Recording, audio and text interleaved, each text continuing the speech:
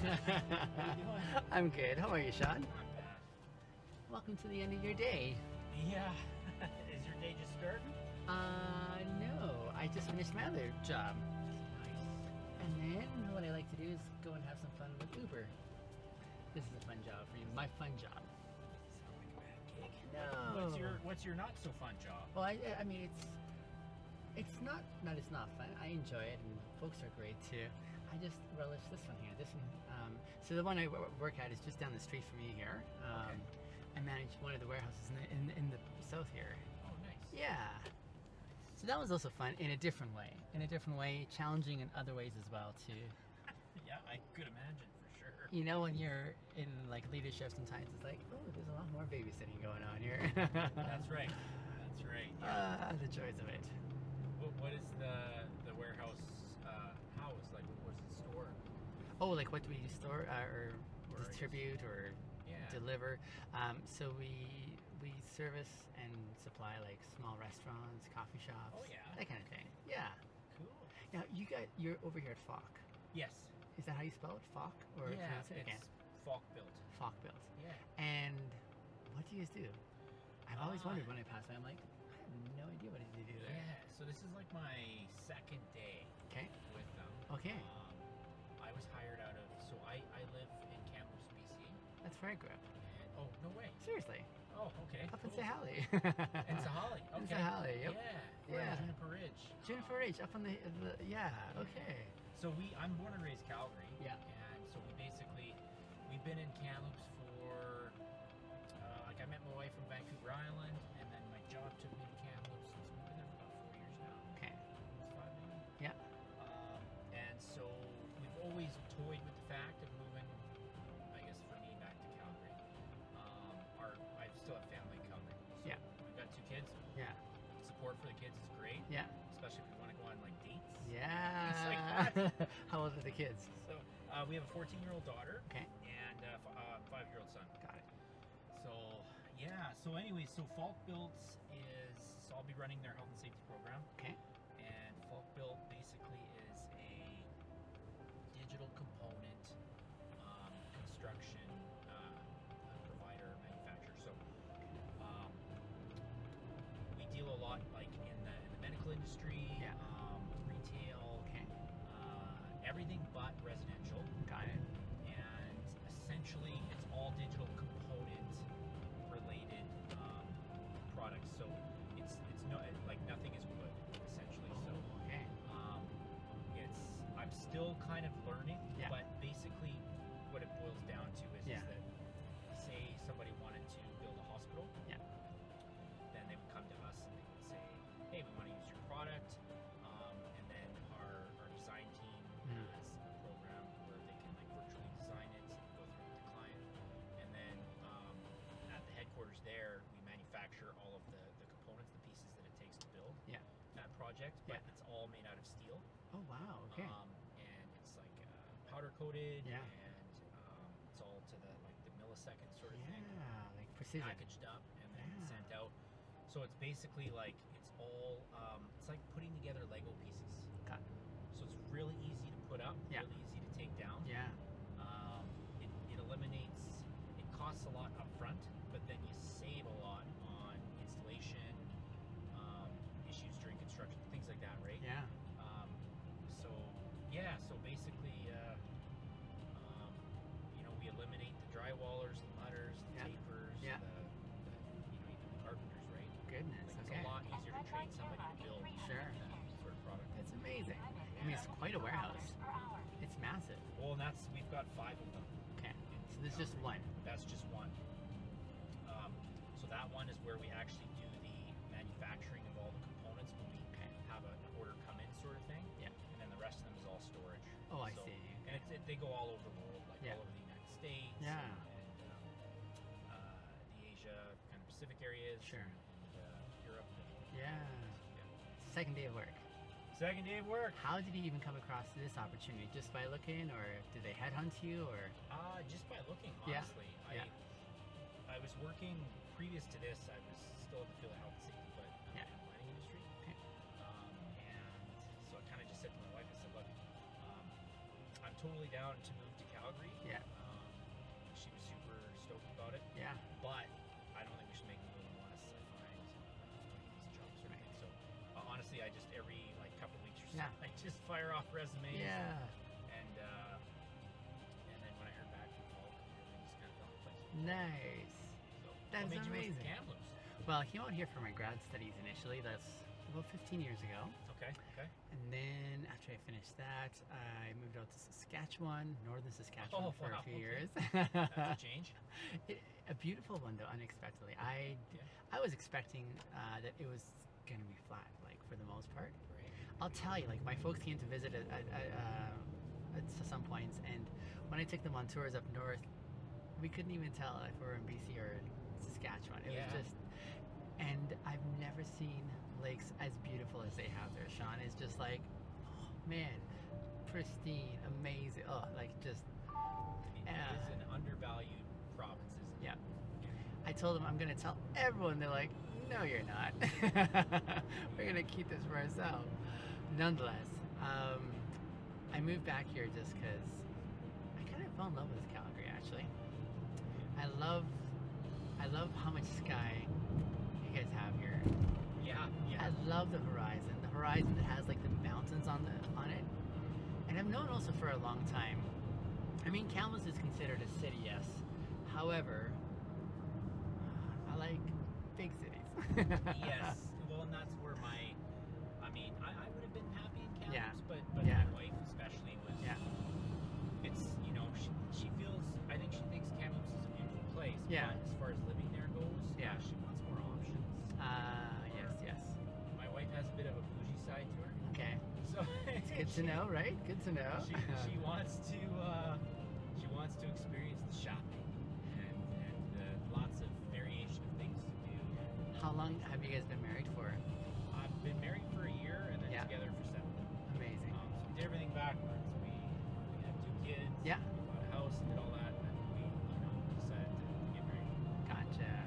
So, the 14-year-old, is that yours or hers? Hers. Hers. Gotcha. Yeah. Stepdaughter, and then Yeah. we ended up having A child together. a child together. Amazing. I love it. How about you? Any kids? I have 3. 3. I have 3 with my ex. They are 13, 11, and 10. 2 girls, and my son is in between the 2 girls. Nice. Yeah, so that's a lot of fun, and we have a fantastic co-parenting context as well. Oh, good. Yeah, that's always good. That's good. It's unusual too, from what I hear. Like, but really great. Oh, I know. Our So, my daughter Kylie's father. yeah. As soon as I came into the picture, Yeah. he took that as a point to exit the picture sort of thing. Oh, I see. So he just checked out. He checked out. Yeah, he caused a lot of grief for our daughter Kylie. How old was she then? She was 7. 7. Ah, that's a painful one. So, Oh, For her, she really struggled with that. yeah. Oh God, and then co-parenting with him, everything was Yeah. Kate's fault. Yeah, So it can definitely go the other way for sure. absolutely. So between you and her, what's it like? It took we took her to a counselor. Yeah. Um, Amazing. I appreciate that too. after her biological father Kale. Yeah. So Kale kind of just basically abandoned her. Yeah. And took her to a counselor, and we went with her, and then I had a separate session with my wife with the counselor Yeah. about Kylie. And basically, the counselor just said, "Look, Sean, you seem like a great guy, but here's the thing: Yeah. you're gonna have a lot more work than the average parent because not only do you have to kind of win your way into her heart, but you Yeah. also kind of have to pay for The sense of Kale's the father. mistakes." Yeah. And I kind of scratched my head and I was like, what do you mean? And the counselor explained, she said, look, she is going to sometimes associate you Yeah. with her father Yeah. because Yeah. that's just how it works. sort of Sure. thing. So Yeah. it's been like some trial and error. Sure. But now I'm a basic dad. Okay. However, that being said, she is in the teenage years. Yeah. And she's definitely developed quite an attitude. So we're just preaching into that. Yeah. How old are your kids? So mine are 13, 11, and 10. So we're just behind your daughter. Yeah. Behind. Yeah. So I've worked with kids a very, very long time. Yeah. And each age category has different ways of approaching and connecting and establishing that rapport. And with teenagers, I mean, I've seen observationally for a very long time the challenge that it can be Right. for parents and the teenagers to like speak the same language, or like, it's just it, I've watched that. And, Yeah. it's my turn now to put my friend. You know what's funny though Tell me. about the whole process? Yeah. I don't know if you found this as well. Yeah. I found that in the beginning, and still even now, Yeah. sometimes I have a tendency to revert back to like how my parents parented. Sure enough, yeah. And how my parents parented definitely wasn't like, it's not that they were abusive people, but Yeah. it was more of an authoritative Sure. approach. Yeah, do it because I said. For kind of what my wife worked in the childcare industry for many years. Yeah, And yeah. very early on she said to me, Sean, like, we can't take that authoritative approach. We're gonna take a different approach. Like, Yeah. we want our kids to feel like they do have choice. We Yeah. want them to feel like they have a voice. Yeah. And so I'm still trying to catch myself when I go straight to like the way that my parents like Sure. that. Yep. Like I was raised in a way like I feared my father. Right? Absolutely. Sort of thing. I read this amazing book one time. It was a religious book, and I was in that world once upon a time, but I still love the analogy that this author drew. Yeah. So he talked about 3 different seasons we go through with our kids. And the analogy was just so brilliant for me. He said, initially we say to our kids, give me your hand. Give me your hand because I'm going to show you how the world works. I'm not going to explain it to you, but out of safety and necessity, when I tell you don't walk in front of a car that's moving, I'm not going to explain, here's the physics. No, it's just more like, give me your hand, this way it's going to be. And then as you move into the starting to observe and putting things together and asking the questions like why, then it moves from give me your hand to give me your hand to give me your mind. Right. I'm going to now help you understand the whys behind all this. Why do we do X, Y, and Z this way? And you'll just start being able to put that intel together because you're starting to process. And then the season that you're moving into with your 14-year-old, and I'm moving into with my 13-year-old, is a different shift where now it's give me your heart. Give me your heart because by now it's too late to try and instill anything in you. You've kind of set your own pathway. And now we're moving into this zone of collaboration with these young individuals who at the very heart of the responsibility that we've had, it's just to prepare them for independence.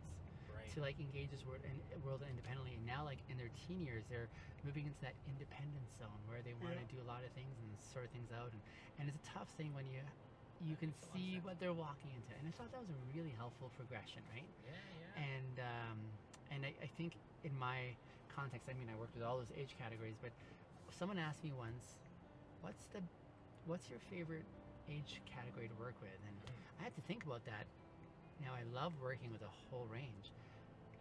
Little kids have impacted me the most by way of reminding me how to be goofy and silly as an adult still, and I still love that, and it's impacted so much of who I am and the way I engage, even adults. But I would say my favorite and most challenging, and thus my favorite, was teenagers, because with teenagers, they have a way of already seeing the world that they can call some pretty amazing and astute premises from what they're observing, and they can detect BS, and they but if I'm able to help them feel like a fellow peer who's also exploring, because we're all figuring it out still, 100%. but if we can invite them into that process while still giving them that space to like fumble and figure things out, there's something compelling, and that's what I want to see if I can try with mine when it's my turn. You know what I'm saying? Yeah. To be able to say, how can I still win your heart? How can I work at helping you feel competent and increase in confidence that you're figuring out the world, so that you come to still interact with me because you want to, as opposed to because you're obligated to. Yeah. That's a pretty big one, you know? Yeah, So. for sure. The thing I like about, I've always liked about right? That's so Where true. As adults, we get into the habit of like not being honest Yeah, I know. in a way. Yeah. It's Because like, we've learned how to play the system socially, so that we. yeah, Yeah. right down to the whole like, hey, how's your day going? Yeah. Oh yeah, it's good. How's Yeah. your day going? You know Yeah. what I mean? Like Yeah, I know. versus like if you ask a kid like, Yeah. hey, how's your day going? Yeah. They'll be honest with you Yeah. if they're having a rough day. Yeah. Yeah. Or if they're Yeah. pissed off about something. Yeah. or whatever it is, Absolutely. right? Absolutely. Yeah. Yeah. Yeah, or if they don't like something or whatever it is. Oh goodness. And it seems to me, and we probably know this from experience, there's so much that we may invest in unlearning once it's brought to our observation. Usually through counseling, usually through experiences in life where you're like, huh, I do take things personally, or I have this response in this setting and I don't know why, and so you start trying to figure out why, and start putting together that intel to figure out a different way of engaging. 100%. Yeah. I agree with that. Yes. But it's a pretty amazing experience. And I say that just because oftentimes we miss the amazing opportunity it is until the time has passed and you say, I wish I had that time back now Yes. to disengage maybe and have those conversations or just be available, or because there's so much that seems compelling and pressing in life, right? Especially with the responsibilities that we have to like feed them and provide for them. Yeah. It's pretty easy to get kind of caught up in life, so to speak. Mm-hmm. And that's part of the reason why we're moving to Calgary too. Like my previous job, Yeah. which I worked at for quite a while, I traveled 50% a year, and so whether it's kind of all over the states, Yeah. Canada, Yeah. and that was I missed a lot of Yeah. like important moments Yeah. with my kids Yeah. and my wife. Yeah. So just creating more balance. Absolutely. Just being present in the moment, right? Because I'm traveling 50% of the time, but then when I'm home, my wife's like, Sean, you gotta put the phone down. Sean, you gotta stop answering that email. Just don't take that call. It's urgent. They'll tell you it's urgent, sort of thing. Mm-hmm. And the relationship with my kids got better Mm. once I started actually doing that. Yeah. So, I mean, like 50% of the year travel is just too much. Yeah. It's tough like, one. it's funny. Hmm. Like my wife used to say to me, Sean, I'm so jealous. You get to fly everywhere, and you're always eating out at restaurants. Yeah. And I just, hotels. Yeah. And I just Seems every time glamorous. I just looked at her and said, you know what? It's actually not as glamorous as you think. I've heard that so often, Sean. I've heard that from so many that I drive who Oh, yeah. regularly do that, and they say it gets old fast. It gets old. Like just after eating out 5, Yeah. 10 days in a row. Yeah. Or like I've Yeah. even been away for a month Yeah. solid straight, where Ouch. you're just On the go. You're on the go, and you're always eating out. Yeah. Your body Yep. after eating out Yeah. at a restaurant Yeah. every night of the week. Yeah. It doesn't matter even if you choose the healthy thing. Yeah, You yeah. just feel like shit. And and living out of bags and Yeah, hotels. I yeah. mean, it's not. I don't think it's a sustainable way of kind of living life for sure. I hear you. Sean, I'm going to ask you something, Yeah. but before I ask it, I want you to also remember you have access to a no answer, which I really value too. Okay. Really value. Because it is kind of a big ask, and it's not everyone's jam as well. Yeah. Really enjoy the time. Yeah. One of the things I love doing on the sidelines is I have social media content that I create. A lot of it is in relation to my experiences as an Uber driver and the insights I get and the Okay. things that I share with my Yeah. followers. I'm like, this is huge and impactful, and I love sharing that. On occasion, there's conversations I come across where I'm like, ooh, I would love to be able to share this conversation with my followers, just because I'm like, this is the kind of thing that would really inspire, encourage, challenge others. Yeah. But the thing is, Okay. not everyone is comfortable being on the Okay. internet, Go for it. and they like it's a big ask that way. Are you comfortable? If Oh yeah. Go for it. I would love that, and that's why I said I would love for you to say no if you're like, oh, I'm not sure this is. No. Go for it. Are you okay? Because I was thinking, like, the things we share, like, so insightful, but I feel it would also really encourage others who are trying to put these things together. You know what I'm saying? 100%. Yeah. Do it up. It's all I good. appreciate that. Very nice to meet you. Likewise, Sean. I Yeah. hope you have the pleasure again. Yes, We're just definitely. down the street from each other, kind of, but Yeah, it'd be nice to see you again along the way. for sure. Well, Yeah. maybe I'll pop in your Uber again. I would love that. Okay, thank you. Happy trails, Sean.